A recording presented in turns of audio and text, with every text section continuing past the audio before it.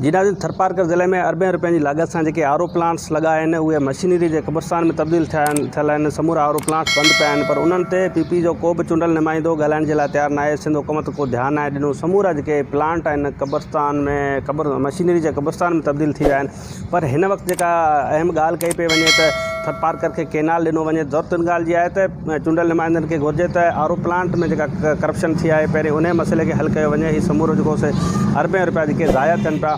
उन खां पोइ हिन वक़्तु जेका से ऋण शाख आहे उन जा आबादगार आहिनि उहे अलाए केतिरनि सालनि खां सरापा एहतिजाज बणियल आहिनि। उन्हनि खे जेका से पाणी कोन पियो मिले, उन्हनि जूं ज़मीनूं बंजर बणिजी वियूं आहिनि। पर कल्ह जेका अरबाब लुत्फ़ुल्लाह जेका से सिंध असेंबली में ख़िताबु कयो आहे उहो चयो आहे त थरपारकर खे केनाल ॾिनो वञे, ज़रूरी उहो केनाल ॾिनो वञे। पर आर ओ प्लांट्स में जेका करप्शन थी आहे उन ते जांच थियणु खपे। उहे जेके मनसूबो आहे उन खे मुकमल करण जी बि ज़रूरत आहे।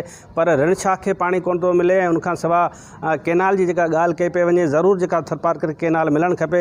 हिन वक़्तु असां जेका ऋण शाख जा आबादगार आहिनि जेके एहतिजाज मुसलसिल कनि पिया उन्हनि जी बि ॻाल्हि ॿोल तव्हांखे ॿुधाईंदासीं। उनखां पोइ हलंदासीं सिंध असेंबली जे इजलास दौरान जेके अरबाब लुत्फ़ुल्लाह ख़िताबु कयो आहे उहो बि तव्हांखे ॿुधायूं था। अचो त असां ॿिन्ही उन्हनि आबादगारनि जी ऐं अरबाब लुत्फ़ुल्लाह जी ॻाल्हि ॿोल ॿुधूं था त हू छा चवनि था ऐं उन्हनि खे पाण ॿुधूं।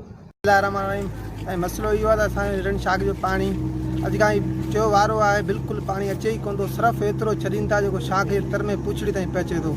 ऐं मथे वारे सभु इंजीनियर आहिनि मिली भगत करे पाणी ॾेई हेठिन खे वरी दुबारा सुकाए हिते जा मिसकिन माण्हू ख़र्च करे ऐं ज़लील थी चुका आहिनि। बिल्कुलु पाणी चयो वारो आहे, बिल्कुलु बंदि आहे, ठुक पाणी कोन थो अचे।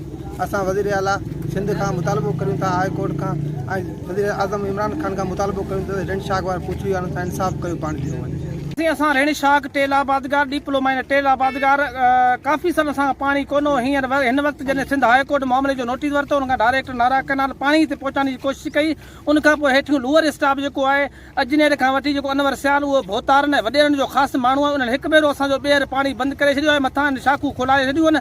असांजो हिकु भेरो ॿीहर पाणी जेको मिस थी वियो आहे, हिते माण्हुनि जो लाखों रुपया नुक़सानु थियो आहे। असां सिंध हाई कोर्ट सखरपिरा, सिंध हाई कोर्ट हैदराबाद, वज़ीर आला Sindh, prime minister of Pakistan, session जज मिठी खां मुतालबो करे फौरन मामले जो नोटिस वठी ऋण शाख जे टेल जे आबादनि सां इंसाफ़ कयो वञे। फुटियुनि खे पाणी गमनि ते भरियो पिया ॾियूं, हथ ॾे जान असांजो फसल सुकी भेड़ो थी वियो आहे। हुकूमत अलाए छा पई करे, अॻु में पाणी ॾेई असांखे फसल हणूं, हाणे इहो फसल असांजो सुकी वियो आहे। त पीअण न पाणी कोन थो मिले, असीं वञूं केॾा? असीं किराए ते भराईंदा आहियूं पाणी, कुझु पाण पंहिंजो रखियो वरितो आहे, हिन में फुटियुनि खे पाणी ॾींदा आहियूं। कुझु सुकी वियूं, मिर्च सुकनि पिया, टमाटा सुकनि पिया, हारियनि वीचारा मरनि था। हाणे फसल रुकी वियो, छा करियूं? पाणी असीं टेल आबादगार ऋण शाख वाटर कोर्स 15 असांजे वाटर कोर्स 650 एकड़ बनी आहे, जंहिं ते हिन वक़्तु जेको आहे सो हिकिड़ो चौथो आबाद कोन आहे। भला महिरबानी असां सां इंसाफ़ कयो वञे।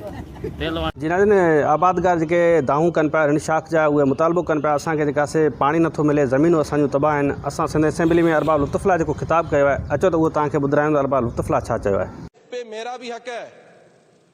थरपारकर 1970 साल से ज्यादा इस मुल्क को हो गए, आज तक हम पानी उनको नहीं पीने को दे सके हैं। अगर इंडिया जहाज लेता है उससे अच्छा जहाज हम ले आते हैं, फख्र है हमें। मिसाइल बनता आता है उससे अच्छा मिसाइल हम बनाते हैं। तो क्या इंदिरा नहर अगर इंडिया 1970 में बना सकता है तो यहाँ पे हम नहर, कायदे आजम नहर यहाँ पे नहीं बना सकते हैं? क्यों नहीं नहर दी जा रही थरपारकर के लोगों को? 2002 में रैनी कैनाल खुला, उनका वापडा का प्रोजेक्ट था। 2014 तक पीपल्स पार्टी की गवर्नमेंट तक एक फेज उसका कंप्लीट हुआ, सेकंड फेज में वो जाना था थरपारकर।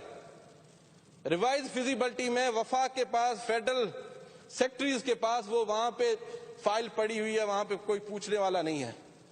क्या ये किसी पे जिम्मेदारी